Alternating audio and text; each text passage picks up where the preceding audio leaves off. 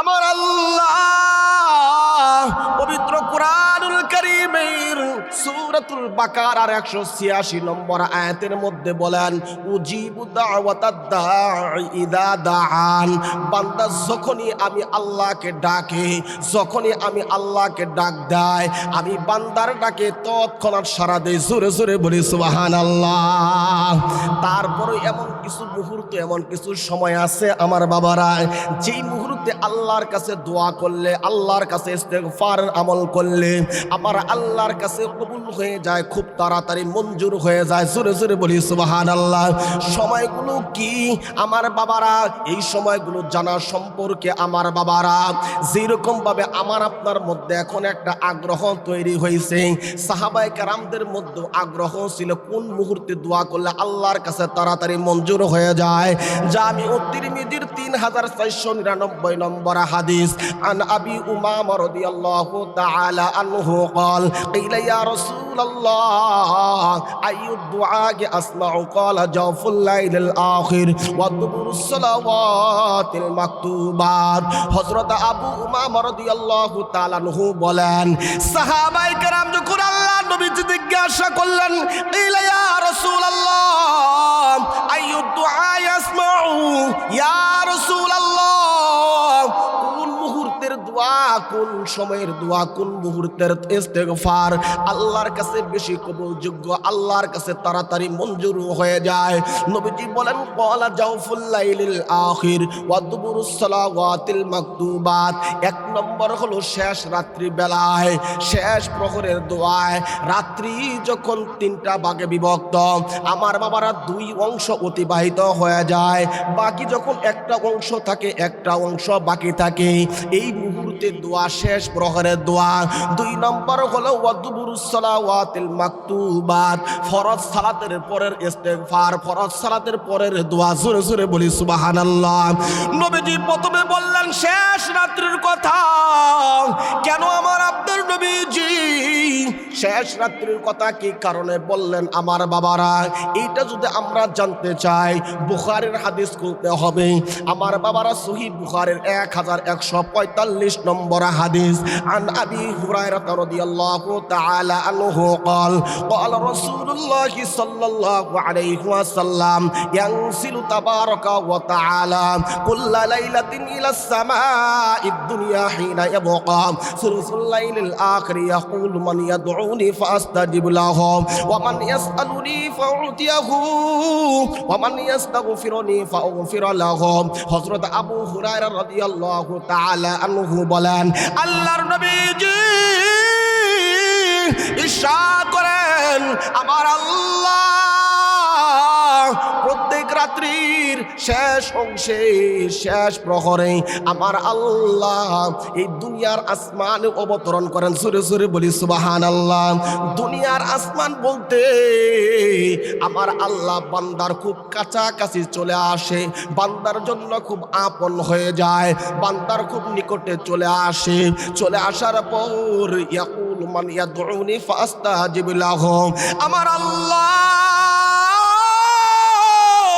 এই দুনিয়ার মানুষদেরকে লক্ষ্য করে ডাকতে থাকেন, ইয়াকুলু মান ইয়াদউনি ফাস্তাজিব লাহু, ও আমার বান্দা তোমরা কে আসো, আমি আল্লাহকে ডাকবা, আমি আল্লাহর কাছে প্রার্থনা করবা, আমি আল্লাহ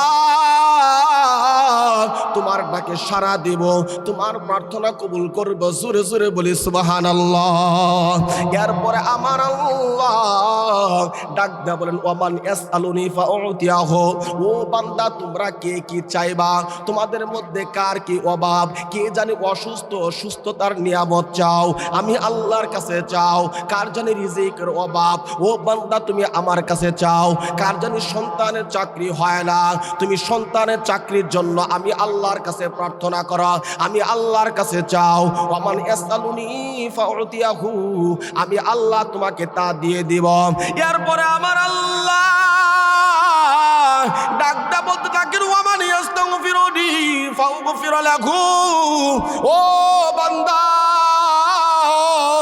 তোমাদের মধ্যে মধ্যে কে আসো, কে আসো? তোমার জীবনের গুনাহ নিয়ে বড় চিন্তিত।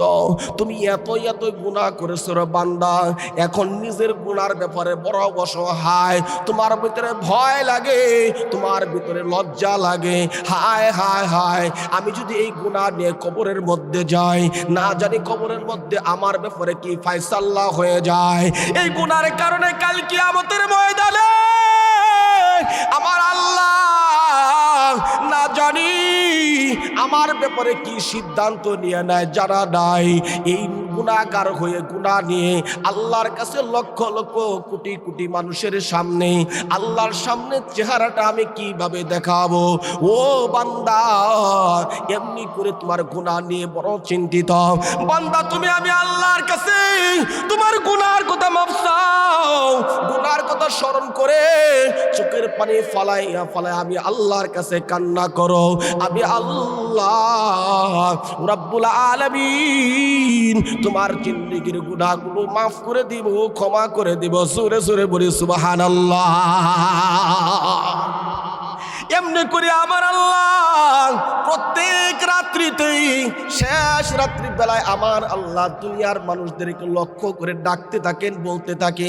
এই জন্য আমার রসুল 1 নম্বর বলছেন শেষ রাত্রির কথা, 2 নম্বর বললেন আমার বাবারা ফরজ সালাতের পরের কথা।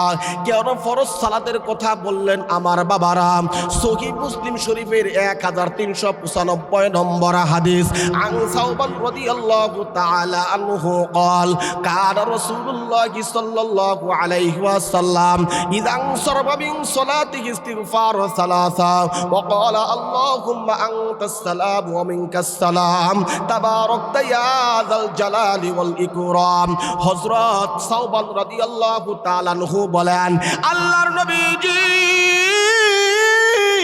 প্রত্যেক ফরজ সালাতের সালাম ফিরানোর পর আমার আপনার নবীজি 3 বার ইস্তিগফার আমল করতেন। 3 বার ইস্তিগফার পাঠ করার পর আমার নবীজি এই দোয়াটা পাঠ করতেন, আল্লাহুম্মা আনতাস সালাম ওয়া মিনকাস সালাম তাবারাকতা ইয়া যাল জালালি ওয়াল ইকরাম। কারণ ওই ফরজ সালাতের পরে ইস্তিগফার আমলটা আল্লাহর কাছে বড় দামি।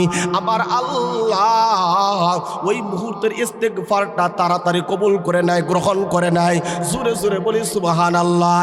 এই জন্য আমার আপনার নবী মুহাম্মদুর রাসূলুল্লাহ সাল্লাল্লাহু আলাইহি ওয়াসাল্লাম প্রত্যেক ফরজ সালাতের সালাম ফিরানোর সাথে সাথেই 3 বার ইস্তিগফার আমল করতেন। এই হাদিসের একজন রাবী ইমাম আউজাঈ রাহমাতুল্লাহি আলাইহি, ইমাম আউজাঈ রাহমাতুল্লাহি আলাইহিকে প্রশ্ন করা হলো, নবীজি যে ফরজ সালাতের পরে সালাম ফিরানোর পর 3 বার ইস্তিগফার আমল করতেন, নবীজির ইস্তিগফারটা কেমন ছিল? ইমাম আউজাঈ রাহমাতুল্লাহি আলাইহি বলেন, নবীজি 3 বার এইভাবে ইস্তিগফার পড়তেন, আস্তাগফিরুল্লাহ আস্তাগফিরুল্লাহ আস্তাগফিরুল্লাহ। এইভাবে 3 বার আস্তাগফিরুল্লাহ পাঠ করার পর আমার আপনার নবীজি এই দোয়াটাও পাঠ করতেন, আল্লাহুম্মা আনতাস সালামু ওয়া মিনকাস সালাম তাবারাকতা ইয়া যাল জালালি ওয়াল ইকরাম। সম্মানিত উপস্থিতি, আমি কোরআনুল কারীমের সূরাতুল বাকারা 222 নম্বর আয়াতের একেবারে শেষ অংশ তেলাওয়াত করেছি। এই আয়াতকে সামনে রেখে একটি বিষয়বস্তুর উপর আমরা আলোচনা করব। সেই বিষয়বস্তুটি হচ্ছে তওবা ও ইস্তিগফার। এই বিষয়ের উপর আলোচনা করার চেষ্টা করব, মা তৌফিকি ইল্লা বিল্লাহ। কারণ আমি যে আয়াত তেলাওয়াত করেছি, আয়াতের বাংলা অনুবাদ হচ্ছে ইন্নাল্লাহা ইউহিব্বুত তাওয়াবিন ওয়া ইউহিব্বুল মুতাতাহহিরিন। নিশ্চয় আল্লাহ তাআলা তওবাকারী এবং যারা অপবিত্রতা থেকে বেঁচে থাকে তাদেরকে ভালোবাসেন, মোহাব্বত করেন। জোরে বলি সুবহানাল্লাহ। তাহলে 2 শ্রেণীর মানুষকে আল্লাহ তাআলা এই আয়াতের মাধ্যমে ভালোবাসেন। এক শ্রেণী হলো যারা তওবা করে, প্রথম হলো তওবাকারীকে ভালোবাসেন। এই জন্য আমি আজকে তওবা ও ইস্তিগফার সম্পর্কে আলোচনা করার চেষ্টা করব, মা তৌফিকি ইল্লা বিল্লাহ। তো তওবা শব্দটি আরবি, বাংলা আবিধানিক অর্থ হচ্ছে ফিরে আসা, প্রত্যাবর্তন করা, লজ্জিত হওয়া, অনুতপ্ত হওয়া। পারিভাষিক অর্থে আল্লাহ তাআলার হুকুম অমান্যকারী ব্যক্তি কর্তৃক নিজের কৃতকর্মের জন্য অত্যন্ত বিনয়ের সাথে আল্লাহর কাছে নিজের কৃতকর্মের জন্য ক্ষমা চাওয়া এবং এই মর্মে অঙ্গীকার করা আমি ভবিষ্যতের কোনোদিন আর এই ধরনের অপরাধে জড়িত থাকব না ইনশাআল্লাহ। এই ওয়াদাবদ্ধ হওয়াকে বলা হয় তওবা। এই তওবা যদি আমরা তওবার আমল যদি আমরা করি, উপকার হবে দুই ধরনের। কয় ধরনের উপকার হবে? দুই ধরনের উপকার হবে। এক নম্বর দ্বীনি উপকারিতা, যেটা আখিরাতমুখী। দুই নম্বর হলো দুনিয়াবি তথা পার্থিব জগতের উপকার। তো দ্বীনি উপকার বা আখিরাতমুখী উপকার কি কি? এক নম্বর হলো তওবার মাধ্যমে আল্লাহ তাআলা বান্দার গুনাহগুলোকে মাফ করে দিয়ে বান্দাকে একেবারে নিষ্পাপ বানায়া দেয়। জোরে বলি সুবহানাল্লাহ। ইবনে বাজার 4250 নম্বর হাদিস। عن ابن مسعود رضي الله تعالى عنه قال قال رسول الله صلى الله عليه وسلم التائب من الذنب كمن لا ذنب له। হযরত আব্দুল্লাহ ইবনে মাসউদ রাদিয়াল্লাহু তাআলা আনহু বলেন, আল্লাহর নবীজি মুহাম্মদুর রাসূলুল্লাহ সাল্লাল্লাহু আলাইহি ওয়াসাল্লাম হাদিসের মধ্যে বলেন, আত-তাইবু মিনাল যামবি কামান লা যামবা লাহু। ওই বান্দা গুনাহ করার পর, পাপ কাজ করার পর ওই পাপের জন্য, ওই গুনাহের জন্য, ওই অপরাধের জন্য আল্লাহর কাছে ক্ষমা চায়, আল্লাহর কাছে মাফ চায়, আল্লাহর কাছে তওবা করে, রাসূল বলেন কামাল্লা যামবালাহু, ওই বান্দার গুনাহগুলোকে আমার আল্লাহ এমনভাবে মাফ করে দেয়, কামাল্লা যামবালাহু, ওই বান্দার মতো হয়ে যায় যে জীবনে কোনোদিন গুনাহ করে নাই। জোরে জোরে বলি সুবহানাল্লাহ। অর্থাৎ আজকে একজন নিষ্পাপ শিশু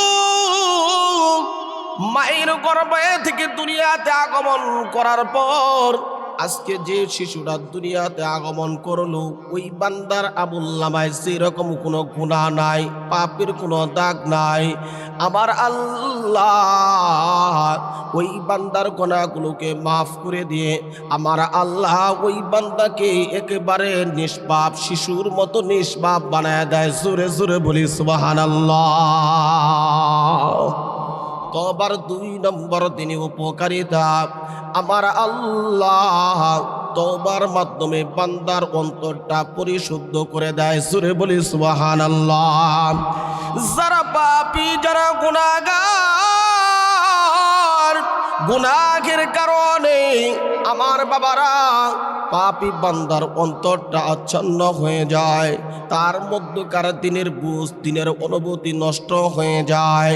এমন কোন বান্দা যদি আল্লাহর কাছে তওবা করে, আল্লাহর কাছে ইস্তেগফার আমল করে, আমার আল্লাহ ওই বান্দার কলবটা, অন্তরটা পরিশুদ্ধ করে দেয়। জোরে জোরে বলি সুবহানাল্লাহ। ইবনে বাজার 4244 নম্বর হাদিস। عن أبي هريرة رضي الله تعالى عنه قال قال رسول الله صلى الله عليه وسلم إن المؤمن إذا أذنب كانت نكتة سوداء في قلبه فإن تاب واستغفر سقل قلبه وإن زاد حتى تعلو قلبه فذلكم الرعد الذي ذكر الله تعالى كلا بل ران على قلوبهم ما كانوا يكسبون। হযরত আবু হুরায়রা রাদিয়াল্লাহু তাআলা আনহু থেকে বর্ণিত, আল্লাহর নবীজি মুহাম্মদুর রাসূলুল্লাহ সাল্লাল্লাহু আলাইহি ওয়াসাল্লাম হাদিসের মধ্যে ইরশাদ করেন, ওয়া ইনিল মুমিনা ইযা আযনামা কানাত নুকতাতুন সাওদাউ ফি কলবিহি। ওই মুমিন বান্দা যখন কোনো গুনার কাজ করে, মুমিন বান্দা যখন কোনো পাপে জড়িত হয়ে পড়ে, ওই মুমিন বান্দা গুনাহের কাজ করার কারণে, পাপ কাজ করার কারণে ওই মুমিনের কলবের মধ্যে একটা দাগ সৃষ্টি হয়ে যায়। রাসূল বলেন, ফাইন তাবা ওয়াস্তাগফারা সুকিলা কলবুহু বান্দা যখন আবার ওই গুনাহের জন্য আল্লাহর কাছে ক্ষমা চায়, আল্লাহর কাছে মাফ চায়, ফাইন তাবা ওয়াস্তাগফারা সুকিলা কলবুহু, ওই যে বান্দার অন্তরের মধ্যে একটা দাগ সৃষ্টি হয়েছিল, আমার আল্লাহ ওই বান্দার কলবের দাগকে দূর করে দেয়, বান্দার কলবকে পরিশুদ্ধ করে দেয়। সুরে সুরে বলি সুবহানাল্লাহ। নবীজি বলেন ওয়া ইনসাদা সাদা হাত্তা তালু কলবুহু ফাযালিকুমুর রানুল্লাযী যাকারাল্লাহু তাআলা কাল্লা বাল রানা আলা কুলুবিহিম মা কানু ইয়াকসিবুন। রাসূল বলেন আর সেই বান্দা গুনাহ করার পর আল্লাহর কাছে মাফ চায় না, আল্লাহর কাছে ক্ষমা চায় না, তওবার আমল করে না, ইস্তিগফার করে না, বরং একের পর একটা গুনার কাজ করতেই থাকে, একটা করে ক্ষান্ত হয় না আর একটা করে, এমনি করে বান্দা প্রতিটা মুহূর্তে মুহূর্তে গুনার কাজ করতে থাকে। ওই বান্দা একটা করে গুনাহ করে বান্দার কলবের মধ্যে একটা দাগ সৃষ্টি হয়ে যায়। বান্দা বারবার গুনাহ করে বান্দার কলবের মধ্যে বারবার দাগ পড়তে থাকে। এমনি করিয়া দাগ পড়তে পড়তে পড়তে পড়তে ওই বান্দার কলবটা একেবারে অন্ধকারচ্ছন্ন হয়ে যায়, একেবারে কালো হয়ে যায়। রাসূল বলেন এমন একটা কলবওয়ালা, এমন একটা দিলওয়ালা মানুষের সামনে যদি হক্কানি আলেম উলামারাও বোঝায়, এই হক্কানি কোন আলেম যদি আল্লাহ নবীজির আদর্শের দিকে আহ্বান করতে থাকে, দিনের বুঝ বুঝাইতে থাকে, বান্দার কলবের মধ্যে দিনের বুঝ প্রবেশ করে না। কারণ বান্দার কলবের মধ্যকার দিনের বুঝ, দিনের অনুভূতি নষ্ট হয়ে গেছে।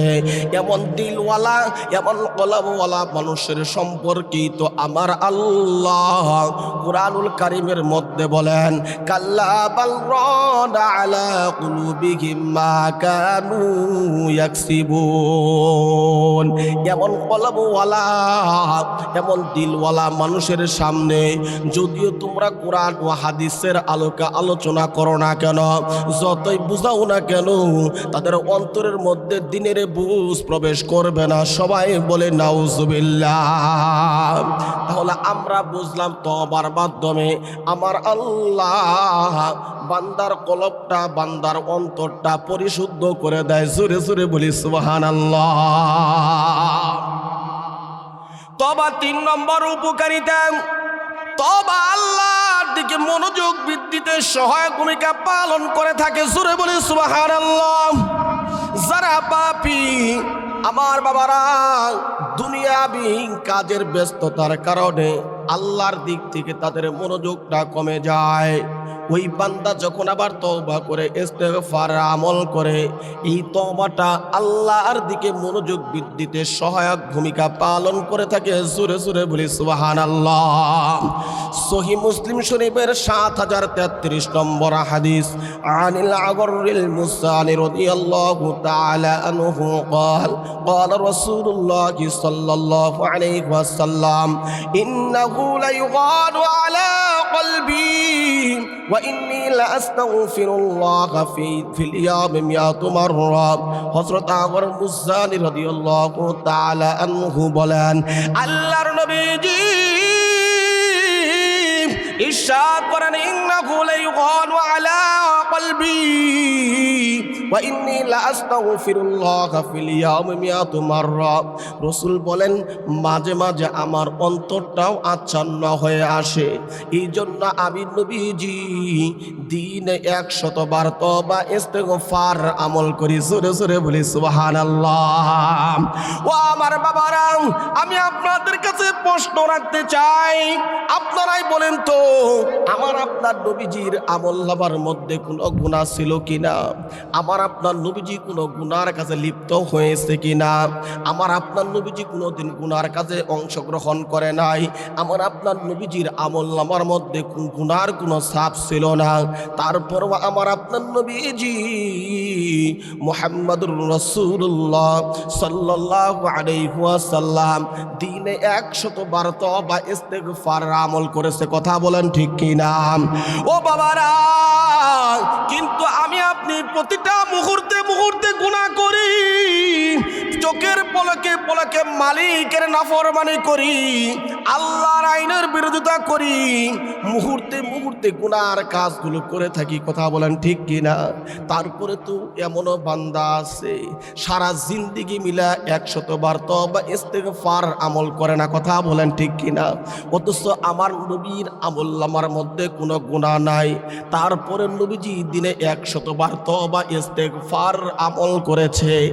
যেহেতু আমি আপনি প্রতিটা মুহূর্তে মুহূর্তে গুনার কাজ করি, আমার আপনার জন্য তো হাজার হাজার বার ইস্তেগফারের আমল করলেও শুধরাবে না, কথা বলেন ঠিক কিনা? নবীজির আমলনামার মধ্যে গুনাহই নাই, নবীজি তাও 100 বার দিনে ইস্তেগফার আমল করেছে। আমি আপনি দিনে 100 বার ইস্তেগফার আমল করি, 10 বার করি, এরকম বান্দা যদি গণনা করা হয় খুবই কম পাওয়া যাবে, কথা বলেন ঠিক কিনা? কয়জন পাওয়া যাবে বলেন তো যে দিনে 10 বার ইস্তেগফার আমল করে? অথচ আমার আমলনামার মধ্যে গুনার কোনো অন্ত নাই, কথা বলেন ঠিক কিনা?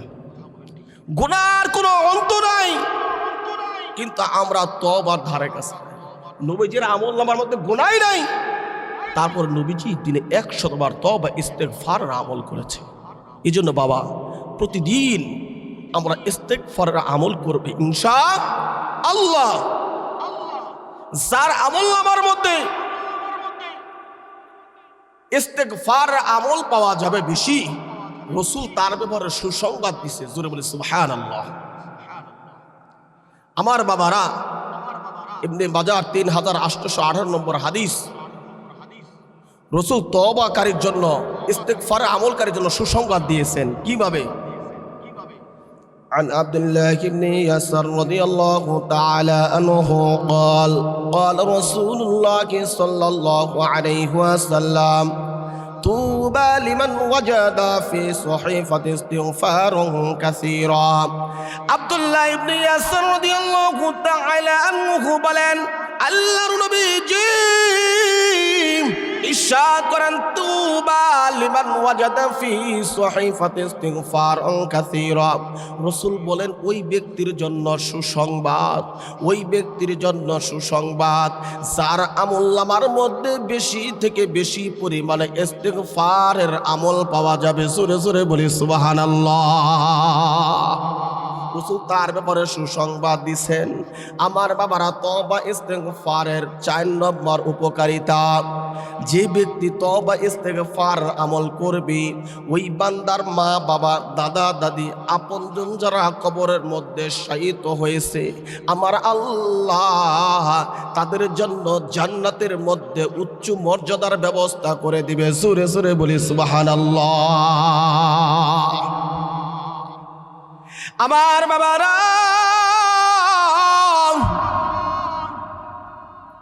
গভীর রজনীতে যারা বসে আছি গো বাবা, কার জানি মা নাই, কার জানি বাবা নাই, কার জানি কোন আপনজন কবরের মধ্যে শুয়ে আছে। যদি ইস্তেগফার আমল করতে পারি, আল্লাহ আমার ইস্তেগফারের বিনিময়ে তাদের জন্য জান্নাতের মধ্যে উচ্চ মাকামের ব্যবস্থা করে দিবে। জোরে বলি সুবহানাল্লাহ। মুসনাদে আহমদ 10610 নম্বর হাদিস। عن أبي هريرة رضي الله تعالى عنه قال قال رسول الله صلى الله عليه وسلم إن الله تعالى عز وجل يرفع الدرجة لعبد الصالح في الجنة فيقول يا رب أنى لي هذه فيقول باستغفار ولدك لك. হযরত আবু হুরায়রা রাদিয়াল্লাহু তাআলা আনহু থেকে বর্ণিত, আল্লাহর নবীজি ইরশাদ করেন, ইন্নাল্লাহা আযজা ওয়া জাল লা ইয়ারফা'ু দারাজাতা লি'আবদিস সালিহি ফিল জান্নাহ। আমার আল্লাহ একদল বান্দা বান্দীদের জন্য জান্নাতের মধ্যে মর্যাদা বাড়িয়ে দেয়, জান্নাতের মধ্যে সম্মান বাড়িয়ে দেয়, জান্নাতের মধ্যে উচ্চ মর্যাদার ব্যবস্থা করিয়ে দেয়। জোরে জোরে বলি সুবহানাল্লাহ। আশ্চর্যের ব্যাপার হলো, আমার আল্লাহ যখন এই বান্দা বান্দীদের জন্য জান্নাতের মধ্যে উচ্চ মর্যাদার ব্যবস্থা করে দেয়, জান্নাতের মধ্যে যখন উচ্চ মাকামের ব্যবস্থা করে দেয়, এই বান্দা আশ্চর্যিত হয়ে আল্লাহকে জিজ্ঞাসা করে, ফায়াকুল ইয়া রব্বি আন্না লি হাযিহি, আয় আল্লাহ আমার এত সম্মান, আমার এত মর্যাদা কিভাবে এলো, কোথা থেকে এলো, আমি তো কিছুই বুঝতে পারতেছি না। বান্দা আল্লাহকে ডাক দেয়, বলে আল্লাহ আমি তো দুনিয়াতে তো সুন্দর আমি আমল করি নাই, আমি দুনিয়াতে থাকাকালীন অবস্থায় এত দামি আমল আমার দ্বারা কোনোদিন সংগঠিত হয় নাই। আল্লাহ গো, এত সম্মান পাওয়ার, এত ইজ্জত পাওয়ার মতো আমল আমার দ্বারা কোনোদিন হয় না, আমি কোনোদিন করতে পারি নাই। তারপরও আমার এত সম্মান কিভাবে এলো, কোথা থেকে এলো? আমার আল্লাহ ডাকদা বলেন, ফায়াকুলু বিইস্তিগফারি ওয়ালাদাকা লাক, ও আমার বান্দা তুমি তো ঠিকই বলেছো, তুমি তো এত সুন্দর আমল করতে পারো নাই, তুমি এত দামি আমল করো নাই, আর আমি আল্লাহ তোমার আমলের বিনিময়ে আমি আল্লাহ তোমার এত সম্মান দেই নাই, তোমার আমলের কারণে তোমার ইজ্জত আমি আল্লাহ তাআলা বাড়িয়ে দেই নাই।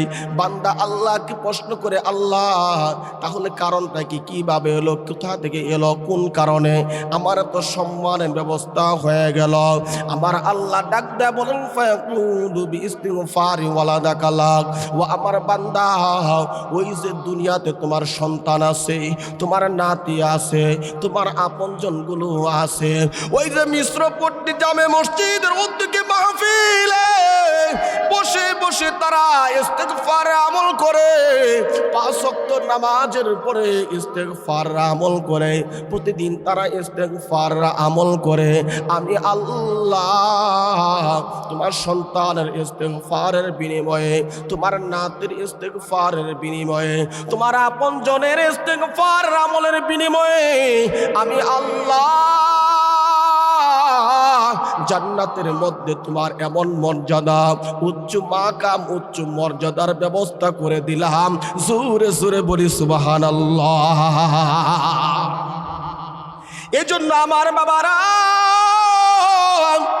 কার জানি জনম দুঃখিনী মাটা কবরের মধ্যে শুয়ে আছে, কার যেন বাবা নাই, কার যেন কোন আপনজন কবরের মধ্যে শুয়ে আছে, আমি আপনি যদি তওবা ইস্তেগফার আমল করি, আমার আল্লাহ আমার ইস্তেগফারের বিনিময়ে ওই আপনজনদের কবরটা জান্নাতের মাকাম বানায়া দিবে। জোরে বলি সুবহানাল্লাহ।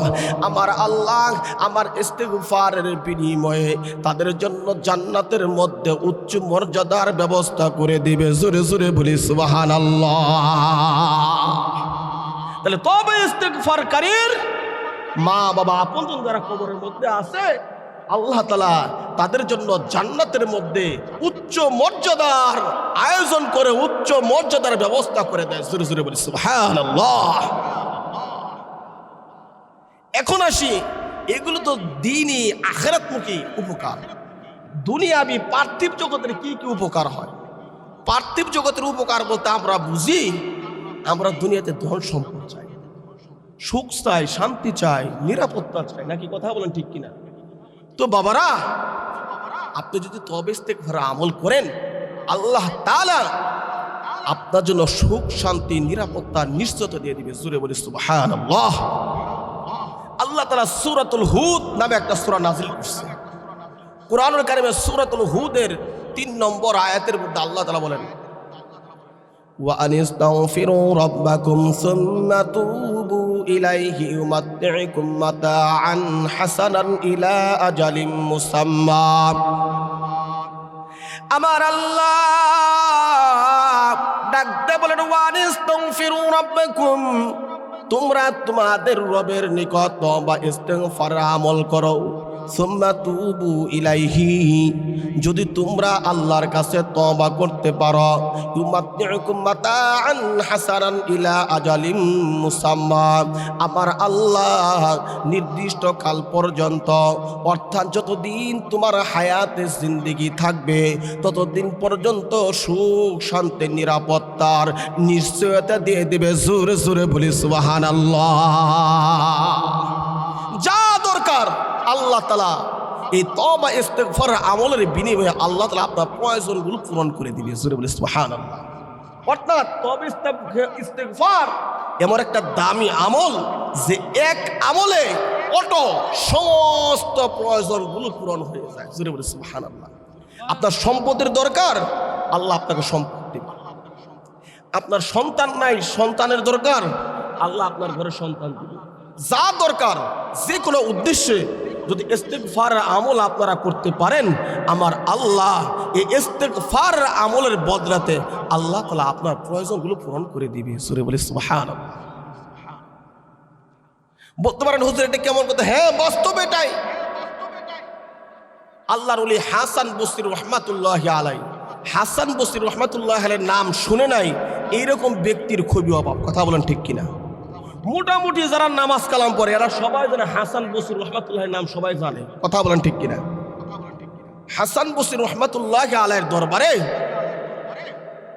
এক লোক আয়েশা বলতেছে, হুজুর আমার এমন একটা আমলের কথা বলে দিন যে আমলটা করলে আল্লাহ তাআলা আমার জন্য জমিনের জন্য মুষলধারে বৃষ্টি দিবে। কারণ দীর্ঘদিন যাবৎ বৃষ্টি হয় না, বৃষ্টির অভাবে আমার জমিন চৌচির হয়ে যাচ্ছে, ফসলগুলো নষ্ট হয়ে যাচ্ছে। এখন থেকে 20 বছর পিছনে দিয়ে তাকাই, এখন আমরা যত সহজে পানি আমরা সেচ দিতে পারি, 20 বছর আগে এরকম ব্যবস্থা কি ছিল? ছিল না। মানুষ বৃষ্টির দিকে তাকায় থাকছে, কখন বৃষ্টি হবে, কখন জমিন তাজা হয়ে যাবে, ফসলগুলো তরতাজা হয়ে যাবে। কথা বলেন ঠিক কিনা? তো দীর্ঘদিন পর্যন্ত বৃষ্টি হয় না, ফসল নষ্ট হয়ে যাচ্ছে। এই জন্য বলতেছে, হুজুর আমার এমন একটা আমলের কথা বলিয়ে দিন যে আমলটা করলে আল্লাহ খুশি হয়ে আসমান থেকে বৃষ্টি দিবে আর জমিনের ফসলগুলো তরতাজা হয়ে যাবে। আল্লাহর ওলি হাসান বসরি রাহমাতুল্লাহি আলাইহি ডাক দেয়া বলে, বাবা যাও ইস্তেগফারের আমল করো। এবার আরেকজন আয়েশা বলে, হুজুর আমি 20 বছর যাবৎ বিবাহ করেছি বা 10 বছর যাবৎ বিবাহ করেছি, কিন্তু আমার ঘরে কোনো সন্তান হয় না। মানুষ আমাকে আটখোরা বলে গালি দেয়, ঠাক্কা ঠাট্টা বিদ্রুপ করে, কত বিদ্রুপ করে, কত কথা শোনায়, মানুষকে নিজের চেহারা দেখাইতে পারে না। এই জন্য হুজুর আমাকে এমন একটা আমলের কথা বলিয়া দিন যে আমলটা করলে আমার আল্লাহ আমার ঘরে একটা সন্তান দিয়ে দিবে, এমন একটা আমলের কথা বলিয়া দিন। হাসান বসরি রাহমাতুল্লাহি আলাইহি বলে, যাও যাও যাও তওবা ইস্তিগফার আমল করতে থাকো। এবার এই লোকটাও চলে যায়। তৃতীয় আরেকজন আয়েশা বলে, হুজুর আমার সংসার থেকে অভাব অনটন দূর হয় না, আমাকে এমন একটা আমলের কথা বলিয়া দিন যেই আমলটা করলে আমার আল্লাহ আমার সম্পদের উপর বরকত দিবে, আমার অভাব অনটন কমে যাবে। হুজুর আমাকে এমন একটা আমলের কথা বলিয়া দেন। হাসান বসরি রাহমাতুল্লাহি আলাইহি ডাক দেয়া বলে, বাবা যাও যাও যাও ইস্তিগফার আমল করা।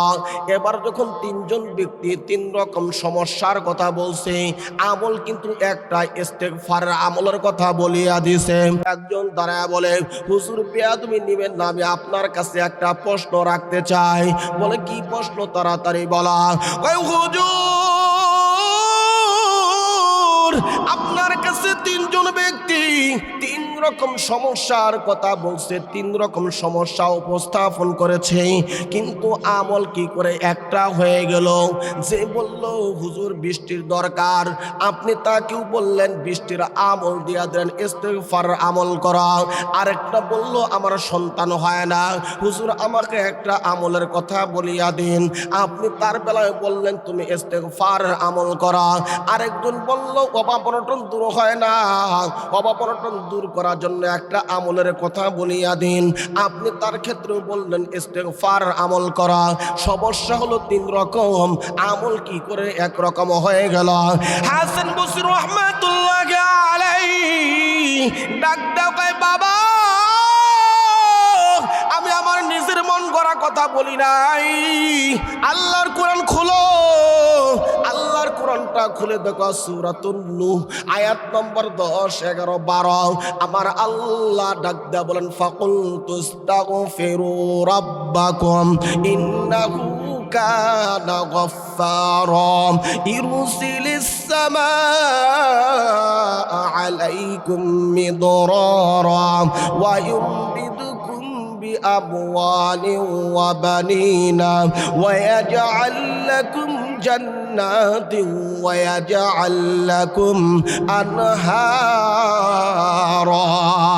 الله أكبر আমার আল্লাহ ডাক দেয়া বলেন ফাকুল তুস্তাগফিরু রাব্বাকুম ইন্নাহু কানা গফফারা, তোমরা তোমাদের রবের কাছে ইস্তেগফারের আমল করো। আমার আল্লাহ বড় দয়াশীল, বড় ক্ষমাশীল। আমার আল্লাহ তোমাদের জিন্দেগির গুনাহগুলো মাফ করে দিবে। জোরে জোরে বলি সুবহানাল্লাহ। এরপরে আমার আল্লাহ ডাক দেয়া বলেন ইরসিলিস সামাআ আলাইকুম মিদরারা, ও আমার বান্দা তোমাদের মধ্যে কার যেন বৃষ্টির অভাবে, পানির অভাবে জমিনের ফসলগুলো নষ্ট হয়ে যাচ্ছে, তোমার জমিনের জন্য বৃষ্টির পানির দরকার, আমি আল্লাহর কাছে তওবা ইস্তেগফার আমল করো। আমি আল্লাহ এই তওবা ইস্তেগফার আমলের বিনিময়ে আমি আল্লাহ আসমান থেকে তোমার জমিনের উপর মুষলধার বৃষ্টির ব্যবস্থা করে দিব। জোরে জোরে বলি সুবহানাল্লাহ।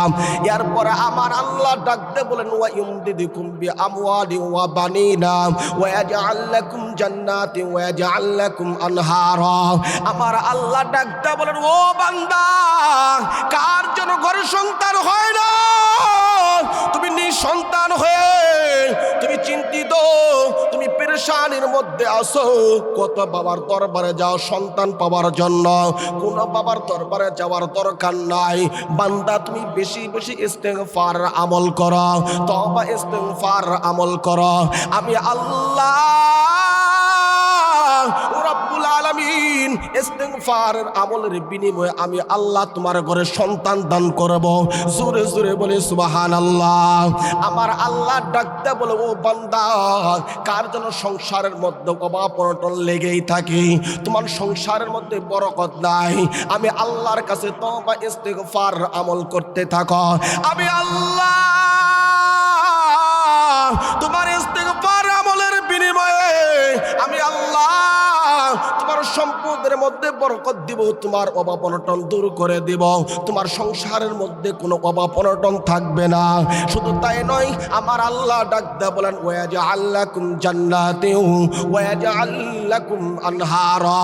আমার আল্লাহ ডাক দেয়া বলে বান্দারে, আমি আল্লাহ শুধু এতটুকু দিয়েই ক্ষান্ত হব না, আমি আল্লাহ তোমার ইস্তেগফারের আমলের বিনিময়ে কাল কিয়ামতের ময়দানে আমি আল্লাহ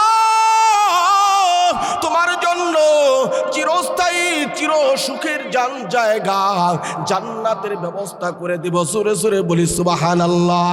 আমার আল্লাহ ডাকতে বলে বান্দা, আমি আল্লাহ তোমাকে এমনি এমনি জান্নাত দিব না, শুধুমাত্র জান্নাতই দিব না, তোমার জান্নাতের জন্য সুন্দর দেখা যায়, তোমার জান্নাতের মধ্যে যেন সৌন্দর্য ফুটে ওঠে, আমি আল্লাহ তোমার ইস্তেগফারের আমলের বিনিময়ে আমি আল্লাহ তোমার জান্নাতের তলদেশ দিয়ে ঝর্ণা দ্বারা প্রবাহিত করার ব্যবস্থা করে দিব। জোরে জোরে বলি সুবহানাল্লাহ।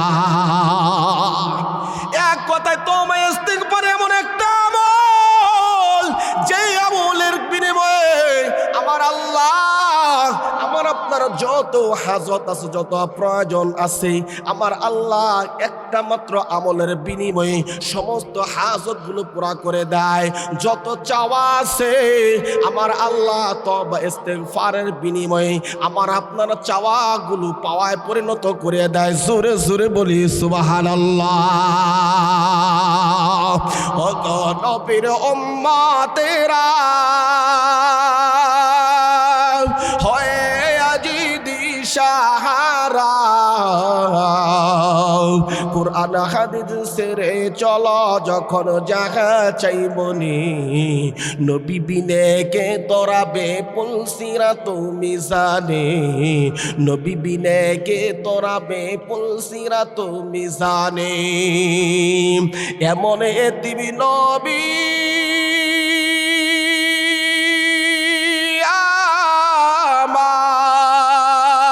আমার পিতা মাতা নাই গো যাহার এমন এতিম নবী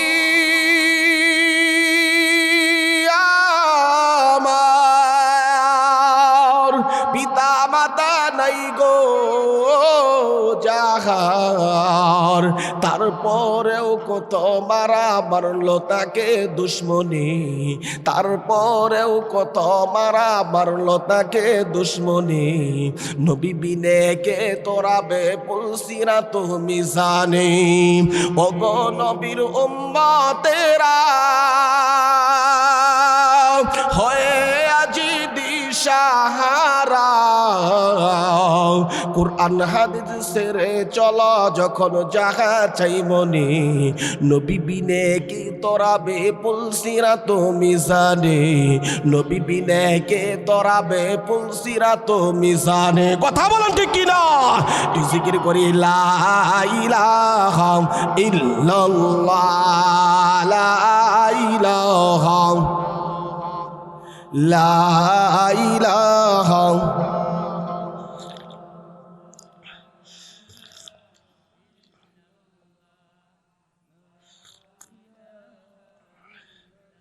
لا إله إلا الله لا إله إلا الله لا إله এই কালেমার জন্য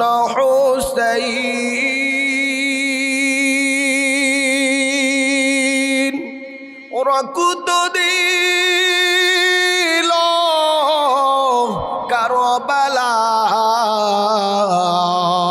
কারবালায় জান চলে যায় প্রাণ চলে যায় জান চলে যায় প্রাণ চলে যায় তবু জবানে জপে ইল্লাল্লাহ লা ইলাহা ইল্লাল্লাহ লা ইলাহা লা ইলাহা লা ইলাহা লা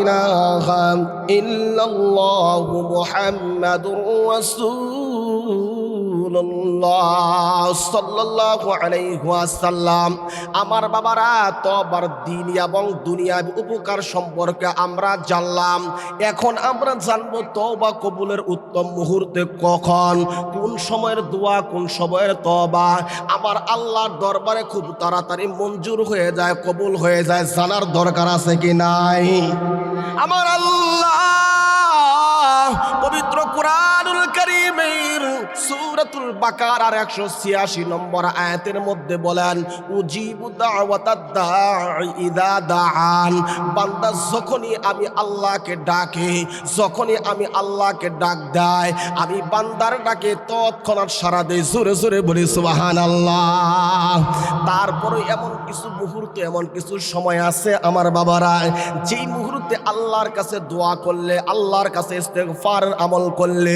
আমার আল্লাহর কাছে কবুল হয়ে যায় খুব তাড়াতাড়ি মঞ্জুর হয়ে যায় জোরে জোরে বলি সুবহানাল্লাহ সময়গুলো কি আমার বাবারা এই সময়গুলো জানা সম্পর্কে আমার বাবারা যেরকম ভাবে আমার আপনার মধ্যে এখন একটা আগ্রহ তৈরি হয়েছে সাহাবায়ে কেরামদের মধ্যে আগ্রহ ছিল কোন মুহূর্তে দোয়া করলে আল্লাহর কাছে তাড়াতাড়ি মঞ্জুর হয়ে যায় জামিউ তিরমিজির 3499 নম্বর হাদিস আন আবি উমামা রাদিয়াল্লাহু তাআলা আনহু قال قيل يا ইয়া রাসূলুল্লাহ আইয়ুদ দুআকে আসমাউ ক্বালা জাওফুল লাইলিল আখির ওয়া দুবুরুস সালাওয়াতিল মাকতুবাত। হযরত আবু উমামা রাদিয়াল্লাহু তাআলা আনহু বলেন, সাহাবায়ে কেরাম যখন আল্লাহর নবীকে জিজ্ঞাসা করলেন, ইলা ইয়া রাসূলুল্লাহ আইয়ুদ দুআ ইয়াসমাউ, ইয়া রাসূলুল্লাহ কোন মুহূর্তের দোয়া, কোন সময়ের দোয়া, কোন মুহূর্তের ইস্তেগফার আল্লাহর কাছে বেশি কবুলযোগ্য, আল্লাহর কাছে তাড়াতাড়ি মঞ্জুর হয়ে যায়? নবীজি বলেন, ক্বালা জাওফুল লাইলিল আখির ওয়া দুবুরুস সালাওয়াতিল মাকতুবাত। এক নম্বর হলো শেষ রাত্রি বেলায়, শেষ প্রহরের দোয়ায়।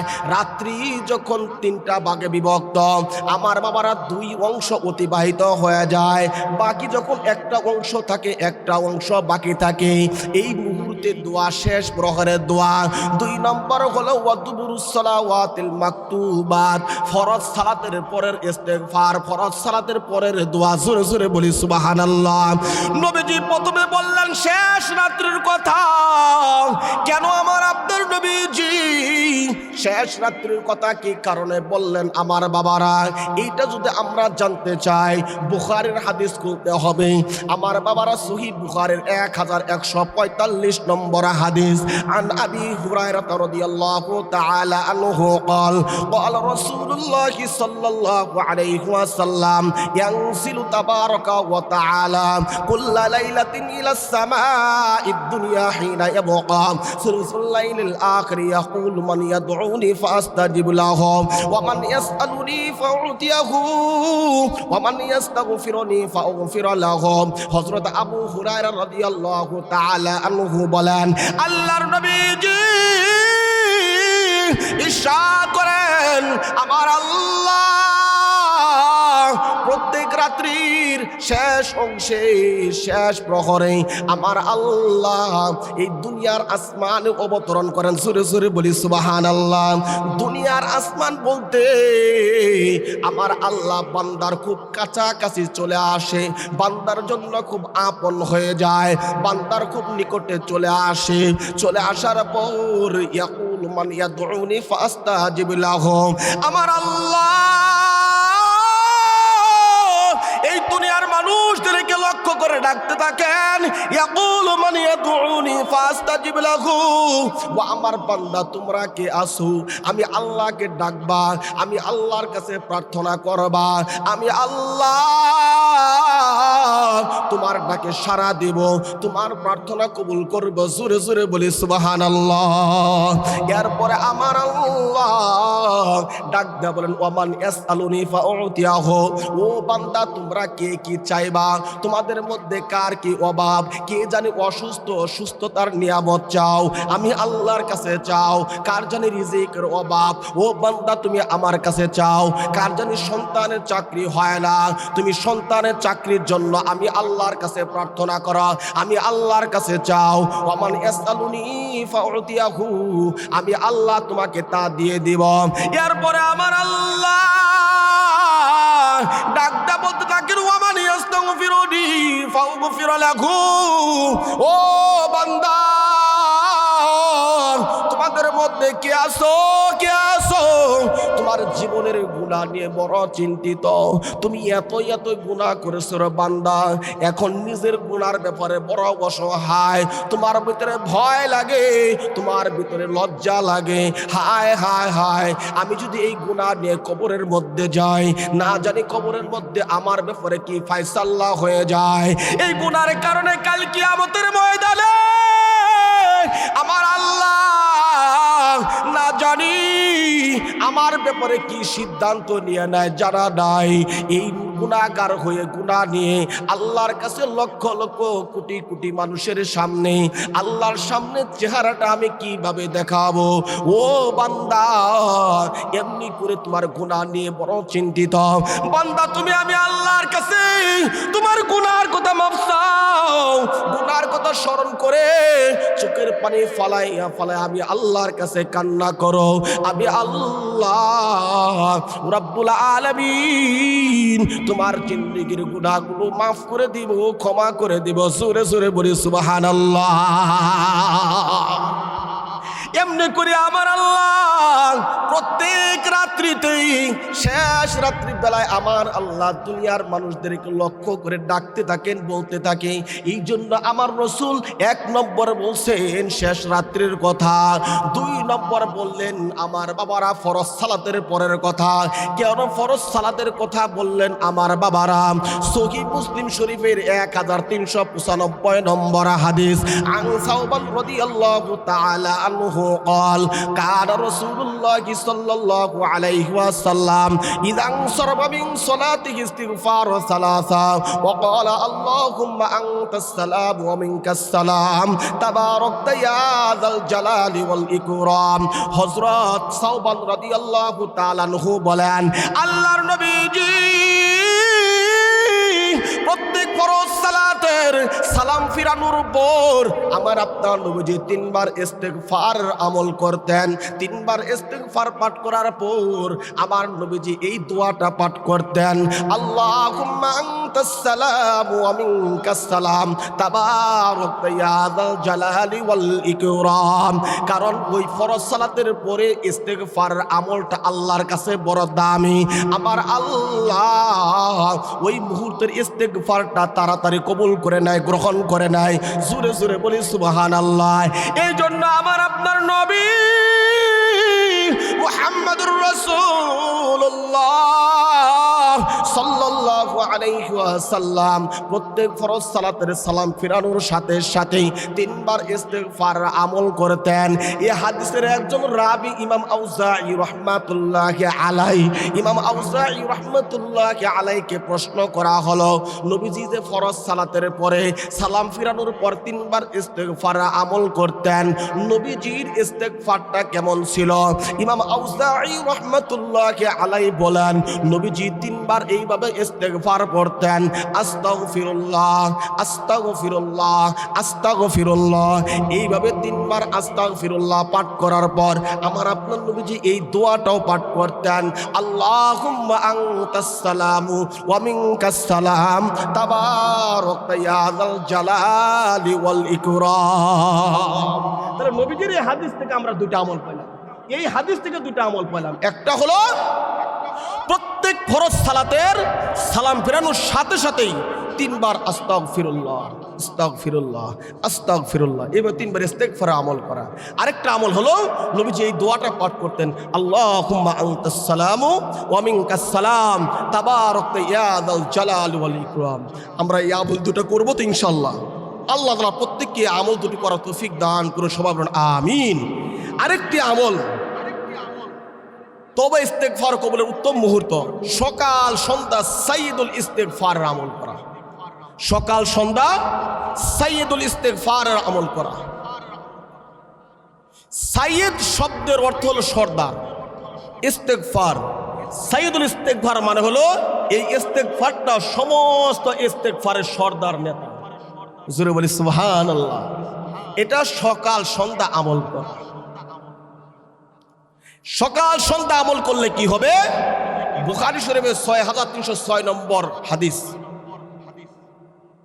عن شداد بن عوس رضي الله تعالى عنه قال قال رسول الله صلى الله عليه وسلم سيد الاستغفار أن تقول اللهم أنت ربي لا إله إلا أنت خلقتني وأنا عبدك وأنا على عهدك ووعدك ما استطعت أعوذ بك من شر ما صنعت وأبوء لك بنعمتك علي وأبوء بذنبي فاغفر لي فإنه لا يغفر الذنوب إلا أنت।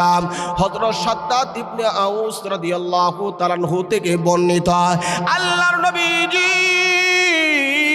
মুহাম্মদুর রাসূলুল্লাহ সাল্লাল্লাহু আলাইহি ওয়াসাল্লাম ইরশাদ করেন, যে ব্যক্তি সকাল বেলা সাইয়্যিদুল ইস্তিগফার আমল করবে, আল্লাহুম্মা আনতা রাব্বি লা ইলাহা ইল্লা আনতা খলাকতানি ওয়া আনা আবদুকা ওয়া আনা আলা আহদিকা ওয়া ওয়া'দিকা মাস্তাতআতু আউযু বিকা মিন শাররি মা সানা'তু ওয়া আবুউ লাকা বিনি'মাতিকা আলাইহা ওয়া আবুউ বিযামবি ফাগফিরলি ফা ইন্নাহু লা ইয়াগফিরুয যুনুবা ইল্লা আনতা। নবীজি বলেন, যেই বান্দা সকাল বেলা এই দোয়াটা পাঠ করবে, এই সাইয়্যিদুল ইস্তিগফার আমল করবে, ওই বান্দা বা বান্দি ওই দিন সন্ধ্যার আগে যদি মারা যায়, সন্ধ্যার আগে যদি তার মরণ হয়, রাসূল বলেন সকালবেলা সে সাইয়্যিদুল ইস্তিগফার আমল করেছে, ওই দিন সন্ধ্যা হবার আগে সে যদি মারা যায়, রাসূল বলেন ফাহুয়া মিন আহলিল জান্নাহ, ওই বান্দা অবশ্যই অবশ্যই জান্নাতি জান্নাতি। জোরে জোরে বলি সুবহানাল্লাহ। রাসূল বলেন অনুরূপভাবে কোন বান্দা বা বান্দি সন্ধ্যাবেলা যদি আবার এই সাইয়্যিদুল ইস্তিগফার আমলটা করে, পরের দিন সকাল হবার আগে যদি সে মারা যায়, পরের দিন সকালের আগে যদি তার মরণ হয়ে যায়, সন্ধ্যাবেলা সাইয়্যিদুল ইস্তিগফার আমল করেছে, নবীজি বলেন এই আমলটুকু করার কারণে বান্দা মারা যাবে, ফাহুয়া মিন আহলিল জান্নাহ, ওই বান্দা বা বান্দি অবশ্যই জান্নাতি জান্নাতি। জোরে জোরে বলি সুবহানাল্লাহ। এই জন্য দামি আমল যে সকালবেলা সাইয়্যিদুল ইস্তিগফার আমল করছেন, সন্ধ্যার আগে যদি মারা যান, রাসূল বলেন ফাহুয়া মিন আহলিল জান্নাহ, এই বান্দা বা বান্দি জান্নাতি নিশ্চিত। রাসূল গ্যারান্টি দিয়ে দিচ্ছেন। অনুরূপভাবে কেউ যদি সন্ধ্যার সময় আমলটা করে, পরের দিন সকাল হবার আগে যদি সে মারা যায়, রাসূল বলছেন এই বান্দা বা বান্দি অবশ্যই আল্লাহ জান্নাতে যাবে, নিশ্চয়তা দিয়ে দিচ্ছেন। জোরে বলি সুবহানাল্লাহ। তাহলে সাইয়্যিদুল ইস্তিগফার আমাদের যাদের জানা নাই, আমরা ইমাম সাহেবের কাছ থেকে জেনে নিয়ে আমরা সাইয়্যিদুল ইস্তিগফার শিখবো এবং প্রত্যেক দিন সকাল সন্ধ্যায় আমলটা করবো। আল্লাহ তাআলা সকলকে তৌফিক দান করুন, সবাই বলেন আমিন। তো চলবে তো ইনশাআল্লাহ আলোচনা? চলবে না শেষ করে দেব? চলবে?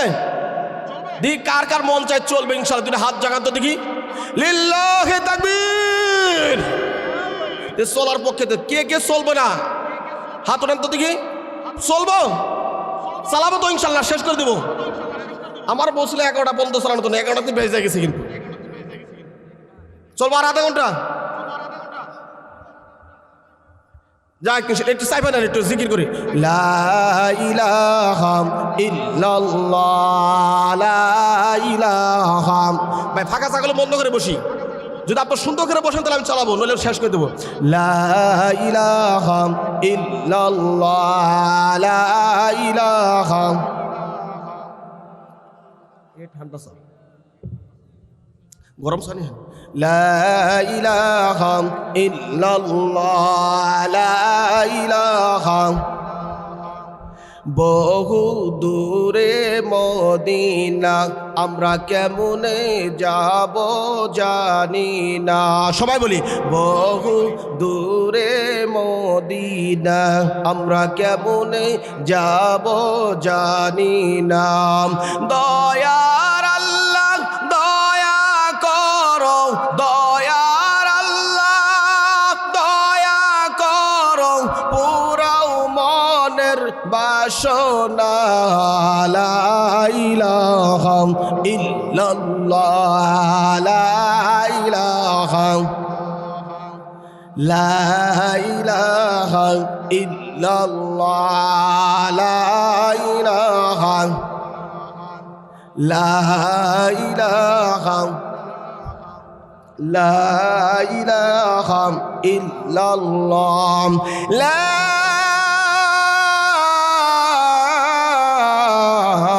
ইলাহা ইল্লাল্লাহু মুহাম্মাদুর রাসূলুল্লাহ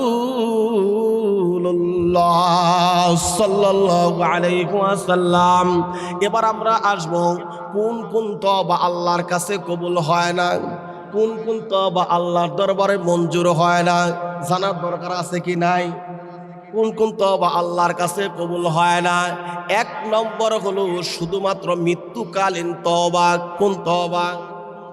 শুধুমাত্র মৃত্যুকালীন তওবা। সারা জীবন আল্লাহর বিরুদ্ধচারণ করেছি, সমস্ত খারাপ কাজ করেছি, এখন আর শরীরে শক্তি নাই, মৃত্যুর আলামত আমার সামনে দেখা দিয়েছে, আজরাইল হাজির হয়ে গেছে। শুধুমাত্র যদি কখন তখন কোনো ব্যক্তি যদি ওই মুহূর্তে তওবা পাঠ করে, শুধু ওই মুহূর্তের তওবা আমার আল্লাহ কবুল করে না। সারা জীবন তুমি আকাম করছো, জিন্দেগিতে তুমি আল্লাহর হুকুম মানো নাই, মৃত্যুর সময় আজরাইল চলে আসছে, এখন যদি তওবা করে শুধু এই মুহূর্তে তওবা আল্লাহ তাআলা কবুল করে না। ঠিক আছে? বলতে পারেন হুজুর এটা কেমন করতে হবে, আপনি দলিল দেন। হ্যাঁ দলিলও আছে। পবিত্র কুরআনুল কারীমে সূরাতুন নিসা আয়াত নম্বর 18 আমার আল্লাহ ডাক দেয়া বলেন ওয়ালাইসাতিত তাওবাতু লিল্লাযিনা ইয়ামালুনাস সাইয়্যাত হাত্তা ইযা হাদারা আহাদাহুমুল মাউত ক্বালা ইন্নী তুবতুল আন। আমার আল্লাহ ডাক দেয়া বলেন ওয়ালাইসাতিত তাওবাতু, তাদের কোনো তওবা নাই, তাদের কোনো তওবা আল্লাহর দরবারে মঞ্জুর হয় না। লিল্লাযিনা ইয়ামালুনাস সাইয়্যাত, যারা সারা জীবন ভর শুধু গুনার কাজ করে, সারা জীবন ভর শুধু আল্লাহর নাফরমানি করে, হাত্তা ইযা হাদারা আহাদাহুমুল মাউত, অতঃপর যখন তার সামনে মৃত্যু উপস্থিত হয়ে যায়, মৃত্যুর আলামতগুলো যখন প্রকাশিত হয়ে যায়, মৃত্যুর ফেরেশতা যখন হাজির হয়ে যায়, ওই বান্দা বলে ক্বালা ইন্নী তুবতুল আন, আমি আল্লাহর কাছে তওবা করলাম, আমি আল্লাহর উপর ঈমান আনলাম। আমার আল্লাহ বলেন যারা শুধুমাত্র মৃত্যুর সময় এমনি কইরা তওবা করে, আমার আল্লাহ তাদের তওবা কঠিন কালেও কবুল করে না। সবাই বলে নাউজুবিল্লাহ। এই জন্য দেখবেন কোন নাফরমান বান্দা সারা জীবন নামাজ পড়ে নাই, রোজা করে নাই, আলেমদের পক্ষ নেয় না, আলেমদের বিরোধিতা করেছে, ইসলামের বিরোধিতা করেছে, মৃত্যুর সময় মৃত্যুর আগে দেখবেন 2-1 মাস ঘরের মধ্যে পড়ে থাকে, কোনো জ্ঞান নাই, হুঁশ নাই, খানা নাই, পিনা নাই, কিচ্ছু নাই। ছেলে সন্তান ডাক দেব মসজিদের হুজুরকে ডাকে, হুজুর তাড়াতাড়ি আসেন, আমার বাবাকে তওবা পড়ান, আমার বাবাকে কালেমা পড়ান। হুজুর আইসা শীতানে বৈশা বৈশা কালেমা পাঠ করে, তওবা পড়ে, কিন্তু আল্লাহর বান্দার জবান থেকে কালেমা বের হয় না, আল্লাহর বান্দার জবান থেকে তওবার বাক্যগুলো উচ্চারিত হয় না, আল্লাহর বান্দার কর্ণকুহুরে তওবার বাক্যগুলো প্রবেশ করে না। কেননা এই বান্দা সারা জীবন ভরা আল্লাহর নাফরমানি করেছে, এই বান্দার জন্য কোনো তওবা নাই, এই বান্দার জন্য কোনো ক্ষমা নাই। এই জন্য আমার আল্লাহ তার আগে থেকেই বান্দাকে অজ্ঞান করে দেয়। কথা বলেন ঠিক কিনা? হুজুরকে ডেকে নিয়ে কি করবেন? হুজুর মূর্তিরে পড়ায় না, মানুষরে পড়ায়, হুজুর নিজেই বুঝে না। কথা বলেন ঠিক কিনা?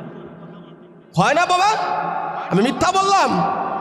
এজন্য শুধু মৃত্যুর সময় না, সজ্ঞান থাকতে এখন সুযোগ আসছে, আল্লাহর কাছে এই মুহূর্তে তওবা করতে হবে, এখন থেকে ভালো হয়ে যাইতে হবে। আল্লাহ তাআলা সকলকে কবুল করেন, আমিন। তাহলে শুধুমাত্র মৃত্যুকালীন তওবা আল্লাহর কাছে মঞ্জুর হয় না। নাম্বার 2, কিয়ামতের বড় বড় আলামতগুলো যখন প্রকাশিত হয়ে যাবে, তখন আমার আল্লাহ কোন বান্দা বান্দির তওবা কবুল করবে না। আমার বাবারা, কিয়ামতের 2 ধরনের আলামত, একটা হলো ছোট ছোট আলামত, এইগুলোকে বলা হয় আলামতে সুগরা, আরেকটা হলো আমার বাবারা বড় বড় আলামত, আলামতে কুবরা। এই আলামতে কুবরা বড় বড় আলামতগুলো যখন প্রকাশিত হয়ে যাবে, তখন কোন বান্দা বা বান্দি যদি আল্লাহর কাছে তওবা করে, ওই মুহূর্তে আমার আল্লাহ ওই বান্দা বান্দির তওবা ওই মুহূর্তে কবুল করবে না। সবাই বলে নাউজুবিল্লাহ। আমার বাবারা, সহিহ মুসলিম শরীফের 7165 নম্বর হাদিস, আমার বাবারা, আন আবি মুসা আশআরী রাদিয়াল্লাহু তাআলা আনহু قال قال رسول الله صلى الله عليه وسلم إن الله يبسط يده بالليل ليتوب مسيء النهار ويبسط يده بالنهار ليتوب مسيء الليل حتى تطلع الشمس من مغربها। হযরত আবু মুসা আশআরী রাদিয়াল্লাহু তাআলা আনহু বলেন, আল্লাহর নবীজি ইরশাদ করেন, ইন্নাল্লাহা ইয়াবসুতু ইয়াদাহু বিল্লাইলি লিয়াতুবা মুসিউন নাহার। আমার আল্লাহ প্রত্যেক রাত্রি বেলায় তার বান্দা বান্দির জন্য দয়া ময়ার হাতকে প্রসারিত, সুবহানাল্লাহ, কেন প্রসারিত করে দেয়? লিয়াতুবা মুসিউন নাহার, কইতে সমস্ত বান্দা বান্দিরা দিনের আলোতে, দিনের বেলায় শয়তানের দুকায় পড়ে, বন্ধু বান্ধবেরা আড্ডায় পড়ে বিভিন্ন ধরনের খারাপ কাজে লিপ্ত হয়ে যায়, বিভিন্ন গুনার কাজে লিপ্ত হয়ে পড়ে। রাত্রি যখন গভীর হয়ে গেছে, বান্দার বিবেকের মধ্যে একটা নাড়া দিছে, আমি এটা কি কাজ করলাম। মনের মধ্যে নাড়া দিছে, আমি তো আল্লাহর নাফরমানি করলাম, আমি আল্লাহর সাথে অন্যায় করলাম, কেন এই কাজটা করলাম। বান্দার বিবেকের মধ্যে নাড়া লাগছে। এই জন্য আল্লাহর বান্দা বা বান্দি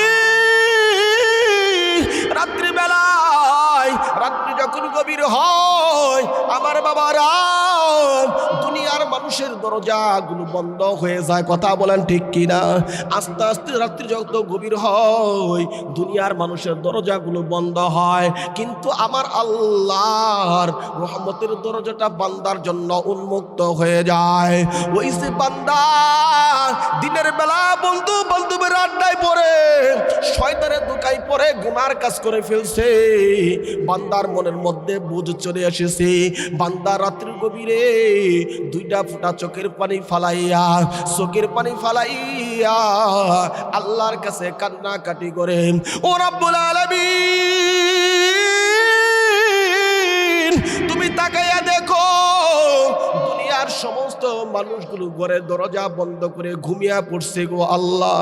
আল্লাহ কিন্তু তোমার গোলামরা এখন পর্যন্ত ঘুমায় নাই, কারণ আমি দিনের বেলা এই অন্যায়টা করেছি শয়তানের ধোঁকায় পড়ার কারণে, বন্ধু বান্ধবের আড্ডায় থাকার কারণে আমি গুনাহ করেছি, অন্যায় করেছি। মালিক এখন আমি বুঝতে পারছি, এই গুনাহ দিয়া যদি আমি কবরের মধ্যে চলে যাই, আমার আল্লাহ গো তুমি তো ওই গুনাহের কারণে কবরে আযাব দিবা, মৃত্যুর সময় কষ্ট হয়ে যাবে, মৃত্যুর যন্ত্রণা আমি সহ্য করতে পারবো না, কবরের আযাব সহ্য করতে পারবো না। কথা বলেন ঠিক কিনা? কবরের আযাব কত কঠিন সইতে আমি পারিব না, মৃত্যুর যন্ত্রণা কত কঠিন সইতে আমি পারিব না। ওগো দয়াময় হে রহিম, ওগো দয়াময় হে রহিম, চাই যে তোমার করুণা, কবরের আযাব কত কঠিন সইতে আমি পারিব না, মৃত্যুর যন্ত্রণা কত কঠিন সইতে আমি পারিব না। মসজিদের ওই পালকিখানা আসবে সবার দ্বারে সবার জানা। কথা বলেন ঠিক কিনা? মসজিদের ওই পালকিখানা আসবে সবার দ্বারে সবার জানা, বড়ই পাতার গরম পানি শেষ গোসল দিবে সবার জানা, গোসল শেষে সাদা কাফনে, গোসল শেষে সাদা কাফনে চির বিদায় দিবে সবার জানা, কবরের আযাব কত কঠিন সইতে আমি পারিব না, মৃত্যুর যন্ত্রণা কত কঠিন সইতে আমি পারিব না। ওই মুনকার নাকির আসবে কাছে সওয়াল করিতে আমার পাশে। কথা বলেন ঠিক কিনা? ওই মুনকার নাকির আসবে কাছে সওয়াল করিতে আমার পাশে, সেই সওয়ালের সঠিক জবাব আমাকে বলে দাও না, সব অপরাধ ক্ষমা করে জান্নাত করে দাও ঠিকানা, কবরের আযাব কত কঠিন সইতে আমি পারিব না, মৃত্যুর যন্ত্রণা কত কঠিন সইতে আমি পারিব না। আল্লাহর বান্দা বা বান্দি রাত্রির গভীরে চোখের পানি ফালায় আর আল্লাহর কাছে এমনি করে কান্না করতে থাকি, আমার আল্লাহ এই বান্দা বান্দিকে মাফ করে দেওয়ার জন্য রাত্রি বেলায় তার দয়া ময়ার হাতকে প্রসারিত করে দেয়। জোরে জোরে বলি সুবহানাল্লাহ। রাসূল বলেন এমনি ভাবে আমার আল্লাহ দিনের বেলায় তার দয়া ময়ার হাতকে বান্দা বান্দিদের জন্য প্রসারিত করে দেয়। কেন প্রসারিত করে দেওয়া হয়?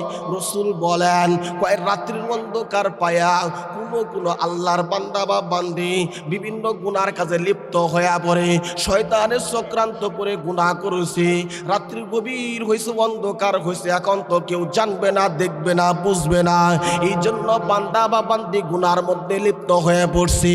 দিনের বেলা হয়ে গেছে, কোনো না কোনো কারণে বান্দার মধ্যে বুঝ চলে আসছে, আল্লাহর বান্দা বান্দির বিবেকের মধ্যে নাড়া দিয়েছে, আল্লাহর বান্দা সঙ্গে সঙ্গে আল্লাহর কাছে তওবা করে, মালিক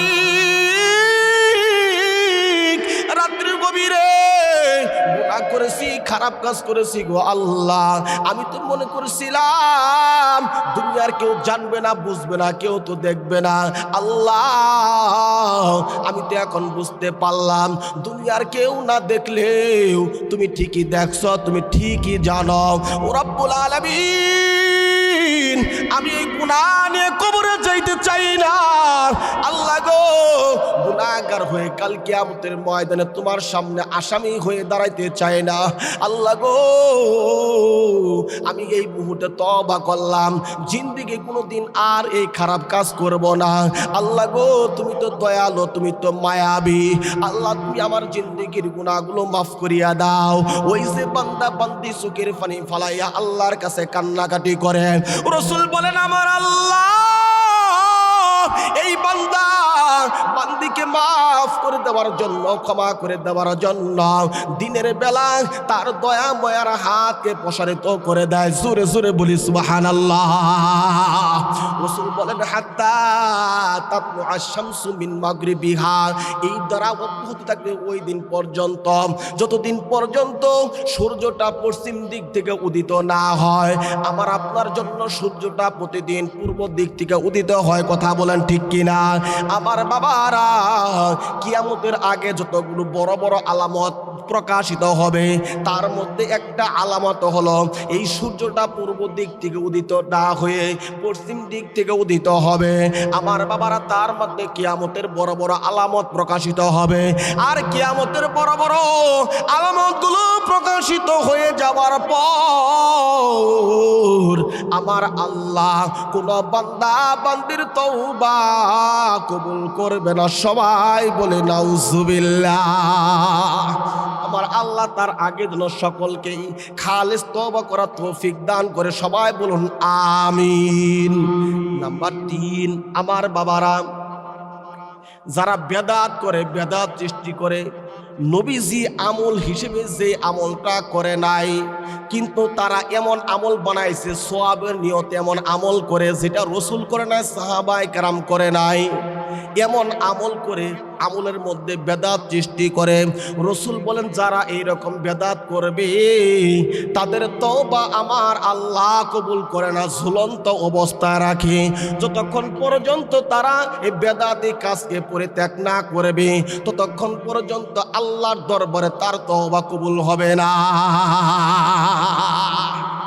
আমার বাবারা মুজাবুল ওয়াসিয়াত তাবরানীর 4202 নম্বর হাদিস, আন আনাস ইবনে মালিক রাদিয়াল্লাহু তাআলা আনহু قال قال رسول الله صلى الله عليه وسلم إن الله حسب التوبة عن صاحب كل بدعة।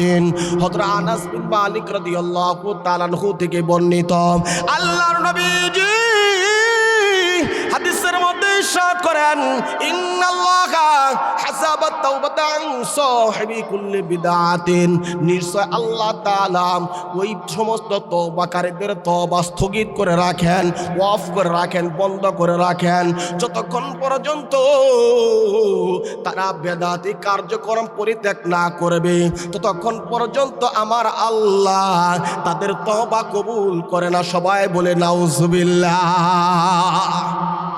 আমার বাবারা, নাম্বার 4, যারা শিরক করে, শিরককারীদের তওবা আমার আল্লাহ তাআলা কবুল করে না।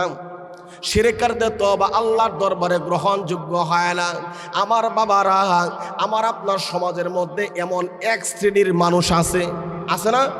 এক শ্রেণীর মানুষ আছে যারা মনে করে বিভিন্ন বুজুর্গ ব্যক্তি এরা কোনোদিন মরে না, এরা মারা যায় না, বা মরলেও এদের কারামতি অব্যাহত থাকে। এই জন্য এই নিয়তে তারা যায় বিভিন্ন বাবার মাজারে যায়, যা ওই জায়গায় ছেলে চায়, মেয়ে চায়। এরা মনে করে বাবা সন্তান দিতে পারে, বাবা এখনো ক্ষমতার অধিকারী, বাবা মরে নাই, বাবা দিতে পারে, বাবার কাছে গেলে পাওয়া যায়। এই নিয়তে বিভিন্ন বাবার মাজারে যায়। কথা বলেন ঠিক কিনা? আমার আল্লাহ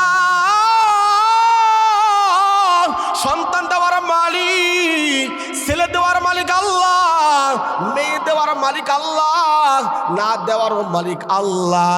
এই যে তুমি কি করলা, ওই ছেলে দেওয়ার মালিক হলো আল্লাহ, কিন্তু তুমি বাবার মাজারে যায় মরা মাইশের কবরের পাশে গায়ে সন্তান চাইলা, আল্লাহর ক্ষমতাটা তারে বানায়া দিলা, আল্লাহর সাথে শরীক করলাম। আমার আল্লাহ বলেন, ইন্নাল্লাহা লা ইয়াগফিরু আন ইউশরাকা বিহি ওয়া ইয়াগফিরু মা দুনা যালিকা লিমান ইয়াশা। আমার আল্লাহ, নিশ্চয় আল্লাহ তাআলা শিরকের অপরাধ মাফ করে না, শিরকের গুনাহ মাফ করে না। লা ইয়াগফিরু আন ইউশরাকা বিহি ওয়া ইয়াগফিরু মা দুনা যালিকা লিমান ইয়াশা। শিরক ব্যতীত যে কোনো গুনাহ আল্লাহ তাআলা মাফ করে দিতে পারে, কিন্তু যারা শিরক করে, শিরককারীকে আল্লাহ তাআলা মাফ করে না। শিরককারী তওবা আমার আল্লাহ যতক্ষণ পর্যন্ত শিরকি কার্যক্রম বন্ধ না করবে, ততক্ষণ পর্যন্ত আমার আল্লাহ এই বান্দার কোনো তওবা কবুল করবে না। এবার আসি তওবা ইস্তেগফারের পূর্ব শর্ত কি কি শর্ত পালন করলে আল্লাহ তাআলা তওবাগুলো কবুল করে নেবেন। জানা দরকার আছে কি নাই? অল্প সময় শেষ করে দেবো ইনশাআল্লাহ।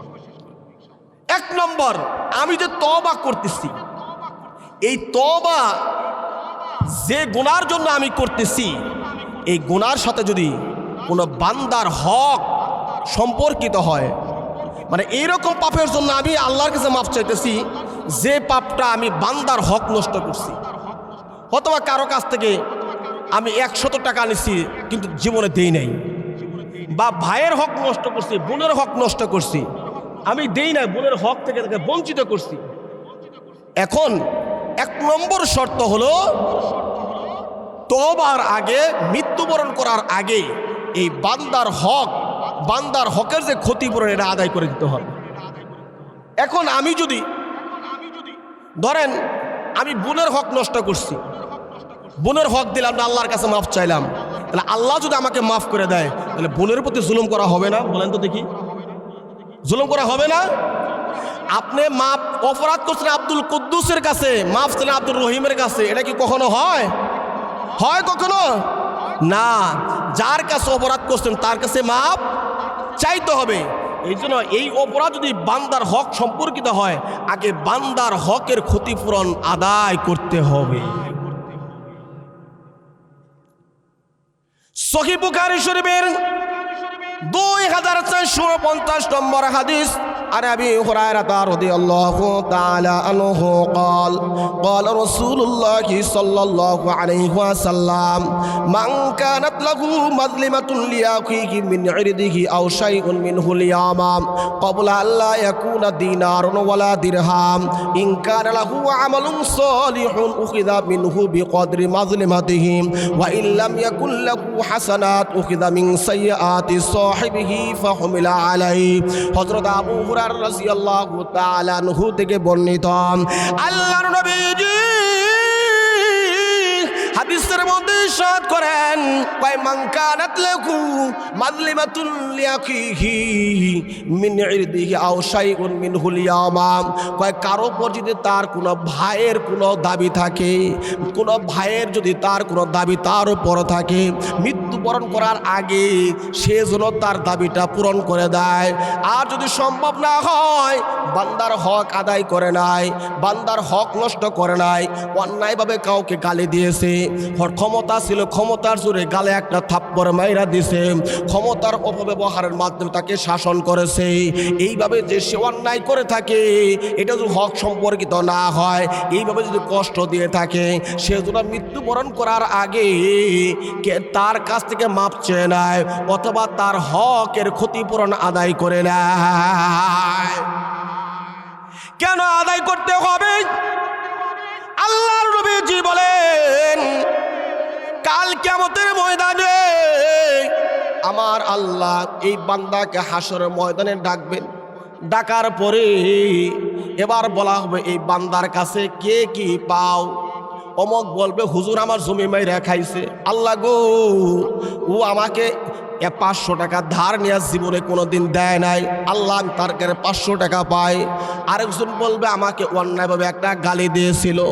এই জন্য বলা হয়, আল্লাহ নবীজি সাল্লাল্লাহু আলাইহি ওয়াসাল্লাম সাহাবীদেরকে লক্ষ্য করে বললেন, ও আমার সাহাবীরা, বলো তো তোমাদের মধ্যে সবচেয়ে গরিব মানুষ কে? নবীজি বলছে, তোমাদের মধ্যে গরিব কারা বলো তো? সাহাবায়ে কেরাম বললেন, ইয়া রাসূলুল্লাহ, আমরা তো গরিব মনে করি তাকেই যার কাছে কোনো টাকা পয়সা নাই, সহায় সম্পত্তি নাই, এই মানুষটা বড় গরিব, বড় অসহায়। নবীজি বললেন, না না না, এই মানুষটা গরিব না, তোমরা যাকে গরিব মনে করতেছ, আমি তো মনে করি গরিব হলো ওই ব্যক্তি, আমার উম্মতের মধ্যে এমন একদল মানুষ কাল কিয়ামতের ময়দানে আল্লাহর সামনে উপস্থিত হয়ে যাবে, কিন্তু তার আমলনামার মধ্যে নামাজের কোনো কমতি নাই, নামাজ পড়ছে ঠিকঠাক, হজ করছে ঠিকঠাক, যাকাত দিয়েছে, অন্যান্য নেক আমল করেছে, নামাজের সওয়াব, হজের সওয়াব, দান সদকার সওয়াব, সব কিছু এই সওয়াবগুলো নিয়ে আল্লাহর বান্দা কাল কিয়ামতের ময়দানে আল্লাহর আদালতে উপস্থিত হয়ে যাবে। আমার আল্লাহ যখন দেখবেন বান্দার আমলনামার মধ্যে নামাজের সওয়াবের কোনো ঘাটতি নাই, রোজার সওয়াবের কোনো ঘাটতি নাই, হজ করছে কোনো ঘাটতি নাই, দান সদকাও করছে কোনো সমস্যা নাই, বান্দার এই সওয়াবগুলো নিয়ে কাল কিয়ামতের ময়দানে হাজির হয়ে যাবে। কিন্তু অপর দিক থেকে বান্দা দেখা যায় বান্দার হক নষ্ট করছে, হক নষ্ট করছে, বান্দা বোনের হক থেকে বোনকে বঞ্চিত করছে। আমাদের সমাজে অধিকাংশ পরিবারে বোনকে ঠকানো হয়, কথা বলেন ঠিক কিনা? বোনের হক চাইলেই মেজাজ 420 হয়ে যায়, কথা বলেন ঠিক কিনা? কেন? বোনকে আপনার মা বাবার সন্তান না? ও মা, ও বাবা, মেয়ে কি তুমি দুনিয়াতে আনো নাই? ছেলে যদি অধিকার থাকে, মেয়েরও অধিকার, কথা বলেন ঠিক কিনা? ভালো করে মাসালা শুনবেন। কোন বাবা যদি তার সম্পত্তি রেখে মারা যায়, একজন ছেলে যা পাবে মেয়ে তার অর্ধেক পাবে। কিন্তু কোনো বাবা যদি মনে করে নিরাপত্তার স্বার্থে আমি জীবদ্দশায় ছেলে মেয়েদেরকে সম্পদ লিখে দিয়ে যাব, তাহলে জীবিত অবস্থায় যদি সে যদি লিখে দেয়, ছেলে যা পাবে মেয়েও সমপরিমাণ পাবে। কিন্তু এই ক্ষেত্রে অনেক মা বাবা শুধু ছেলেদের নামে সম্পত্তি লিখে দিয়ে যায়, তার মেয়েকে সম্পত্তি থেকে বঞ্চিত করে, কথা বলেন ঠিক কিনা? আপনি বান্দার হক নষ্ট করছেন। একটা কথা মনে রাখবেন, আপনি নামাজ 5 ওয়াক্ত পড়েন নাই, 4 ওয়াক্ত পড়ছেন, 1 ওয়াক্ত কোনো কারণে পড়েন নাই। আল্লাহ ইচ্ছা করলে আপনাকে আযাবও দিতে পারে, আল্লাহ ইচ্ছা করলে বা চাইলে মাফও করে দিতে পারে। কিন্তু আপনি যে বান্দার হক নষ্ট করছেন, ভাইকে ঠকাইছেন, বোনকে ঠকাইছেন, বান্দার হক আত্মসাৎ করেছেন, এটা আল্লাহ কঠিন কালো মাফ করবে না। নামাজ কম পড়ছেন, আল্লাহ চাইলে মাফ করে দিতে পারে, ক্ষমা করে দিতে পারে, কিন্তু বান্দার হকের সাথে আল্লাহর কোনো আপোষ নাই। এই জন্য বান্দার হকের ব্যাপারে গুরুত্ব দিতে হবে, কথা বলেন ঠিক কিনা? বান্দার হকের প্রতি গুরুত্ব দিতে হবে।